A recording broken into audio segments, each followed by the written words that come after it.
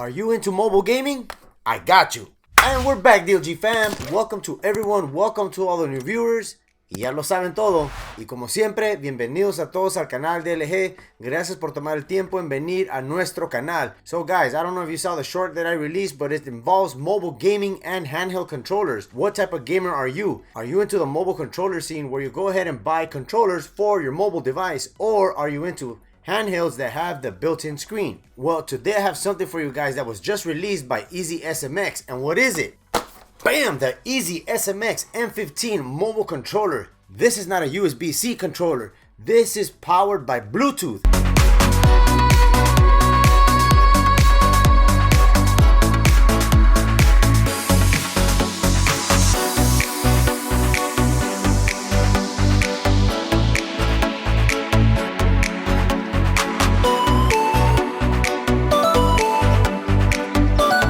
And it's compatible with Android and iPhone 15 and up. So we all know Easy SMX for creating great, amazing mobile controllers, but the best part is they are actually at an affordable cost. The M15 goes for $59.99, and I will leave a link in the description down below if you're interested in purchasing it. So let's go to the unboxing, check it out, and put it to the test. Alright guys, there it is, the Easy SMX M15 mobile controller, Bluetooth version to be exact. This works on Game Pass, Steam, GeForce Now, and Luna. That reminds me, Luna, let me know down in the comments below if you still actually play on Luna. So let's go ahead and take it out of the box, check it out, and talk about the specs of the controller. Okay, so it does come with a USB-A to USB-C cable. More than likely, there's a built-in battery for this because it is a Bluetooth version. So here is the manual itself. Check it out. Extensive manual as always. Check it out, guys. There it is. They have two versions of this. It comes in a matte black, as you guys can see right here, or a white version. Oh, back paddles. All right. Okay. Ooh, telescopic. Look at that right there. And the telescopic feature here, it is a pretty strong spring on it that will retract once you fit your phone on here. And oh, mechanical buttons. Look at this, guys. That looks pretty clean. Ergonomical shape. And there is the plug right there to charge the device. All right, so what are the specs on this? This controller does have Hall effect thumbsticks. That's a plus right there because we don't want those old Sony, I don't mean to point them out, but the Sony style thumbsticks that still have the mechanical parts inside. There's wear and tear on the thumbsticks, and eventually they will fail and you'll get stick drift. So it does feature that console grade comfort. What does that mean? The ergonomical shape allows for the controller to fit comfortably in your hands, no matter if you have big hands or small hands. And there is a texturized grip on the handles themselves. That way it avoids slipping from your grip. It also features full-size advanced mechanical buttons. No more Joy-Con type of buttons. These are full-size buttons. The XYBA buttons are micro switches. What does that mean? They have faster actuation and you get the tactile feedback, as you guys can hear. The D-pad is composed of tactile switches.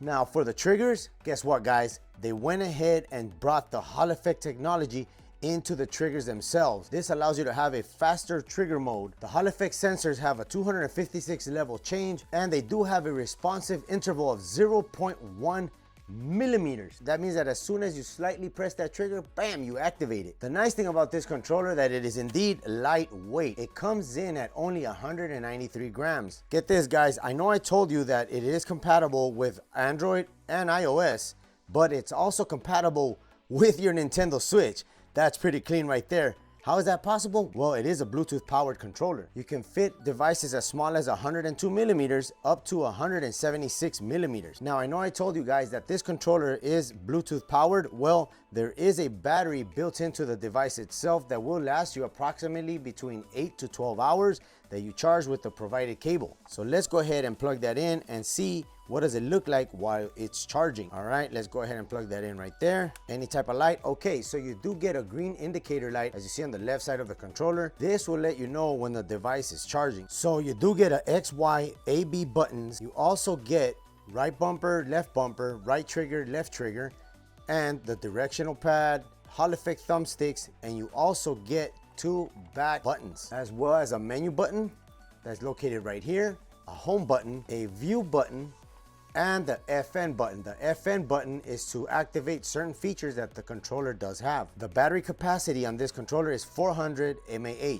All right, guys, in order to power the controller, open the controller and insert the phone. So let's go ahead and do that right now. All right, guys, so here's my iPhone 16 Pro Max. Let's go ahead and insert it from right to left, and I have a feeling that the huge camera bump is going to interfere. We'll see about that right now. And yes, to my surprise, the camera bump on the iPhone 16 is rather too big, but we're going to go ahead and try it like that, and hopefully the controller doesn't snap out of place.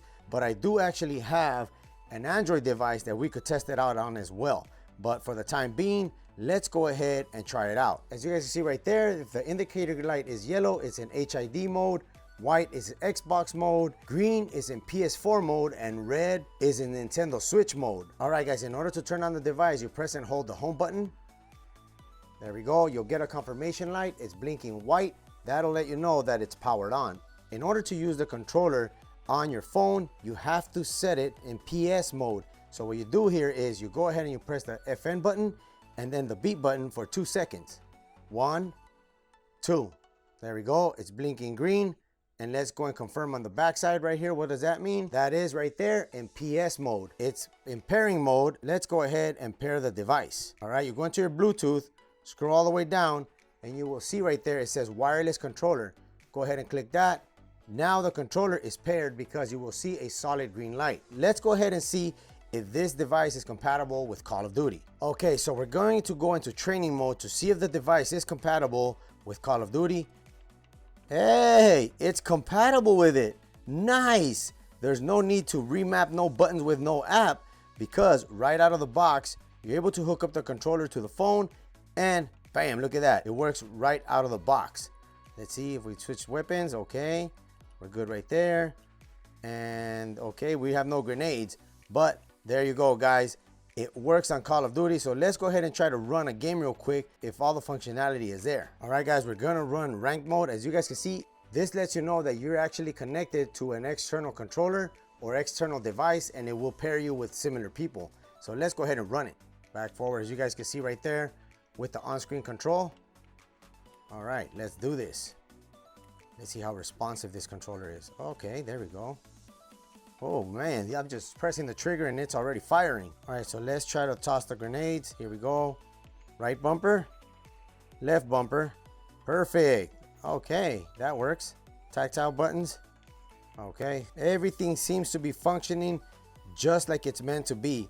I'm so glad it works with mobile games that are available on cell phones, because I was thinking that it wasn't going to be. Like some controllers out there, they're not compatible with the mobile games. I believe it's due to the way the developers create the game. They just don't want any type of controller running through the game itself. All right, guys, there it is, the Easy SMX M15 on the iPhone 16 Pro Max. And considering the fact that, yeah, that camera bump doesn't allow for the phone to properly sit with the controller, I would say keep it down to the iPhone 15. If you don't mind the camera bump being in the way, that's the one thing that I would say is the flaw on this device itself. I wish physically it would have been compatible with the iPhone 16 Pro Max because it's one of the newer phones. But let's go ahead and try it out with the Android device and see how does that work. All right, guys, so we are going to unpair the iPhone from the controller so we could set it up on the Android device. We have to clear the Bluetooth connection to the iPhone from the controller itself. You hold down the menu button and the L3 for 2 seconds. L3 would be the left joystick button, like so. Hold it down, 1, 2, there we go. It cleared it. It will begin to flash rapidly to let you know that it's been disconnected. Now you go into pairing mode. Let's go ahead and pair it to the device. Wireless controller, as you can see right there. Go ahead, pairing, pair. This light should slow down. There we go. That lets you know that the device is connected in Bluetooth mode. Go ahead, slide that in there. And as you can see, the Android device fits perfectly in the controller itself. There is no part of the actual phone sticking out above the rubber grommets, and the camera bump sits perfectly on top of the telescoping part right here. And let's go ahead and try to run a game. So just to let you know, guys, you're also able to use the controller in wired mode.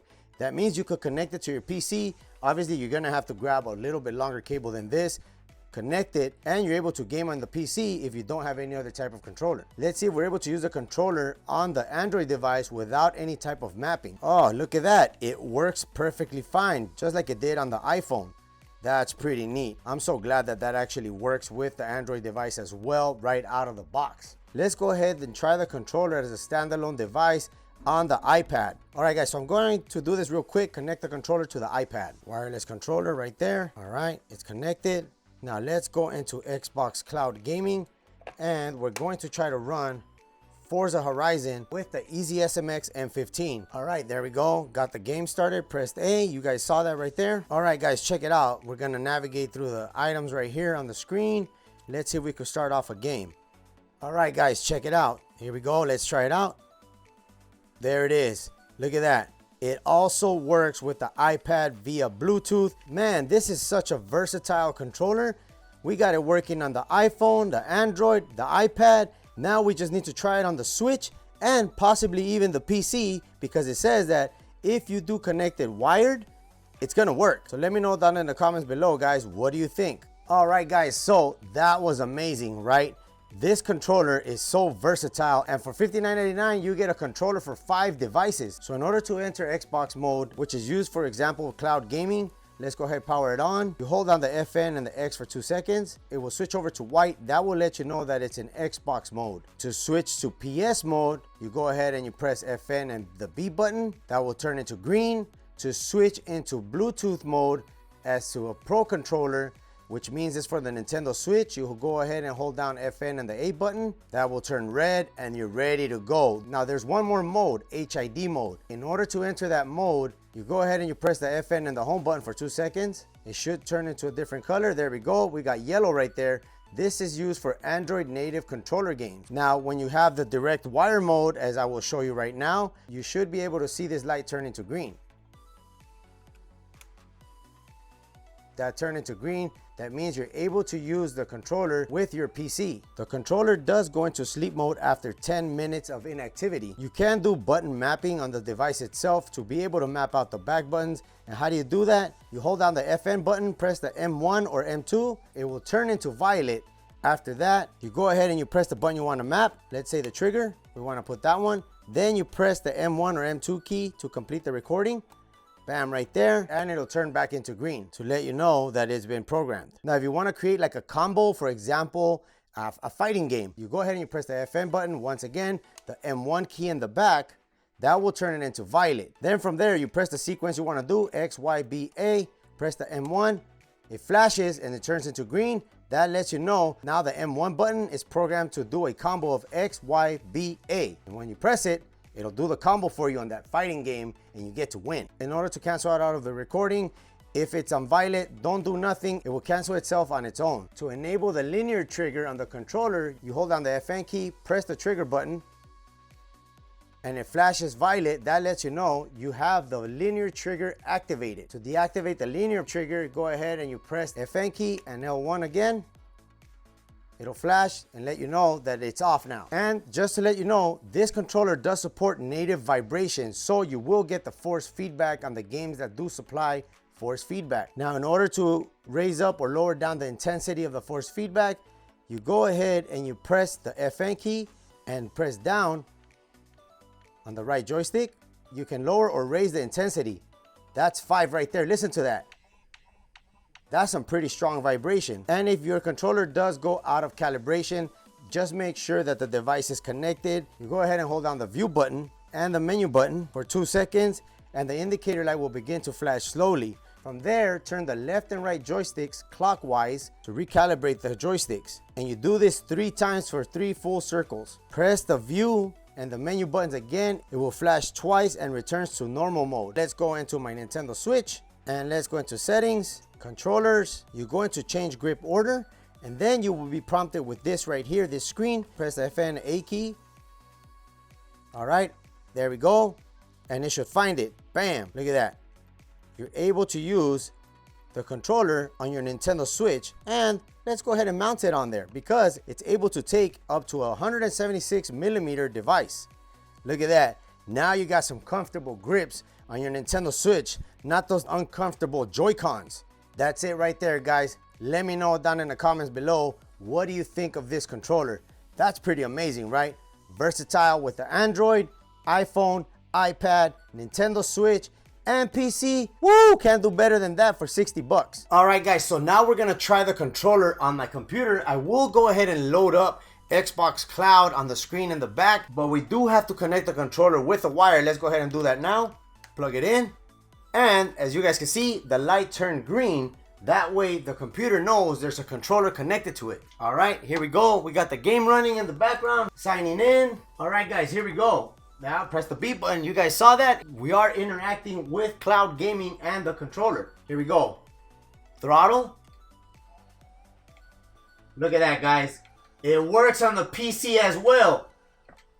Man, what else do you guys want for $59.99? All right, guys, there it is, the Easy SMX M15. Man, for $59.99, you're able to hook it up to your iPhone, Android, iPad, PC, and your Nintendo Switch. Man, that's a bargain right there. I will leave a link in the description down below if you're interested in picking up the Easy SMX M15. And if you do pick it up, come back to the video, let me know what you think. Remember, you do get Hall effect sensors on the triggers and the thumbsticks themselves, micro switches on the buttons. So when it comes down to gaming, you do have the latest and greatest technology in this simple controller right here. So if you're a dad, woo, a gaming dad looking for a new mobile controller that you can use on nearly every single device that you have for gaming in your house, don't forget to check out my latest video. But till next time, guys, I'm Tech. Peace out. I've never seen a controller that's able to do everything this one does as far as hooking them up to 5 different platforms.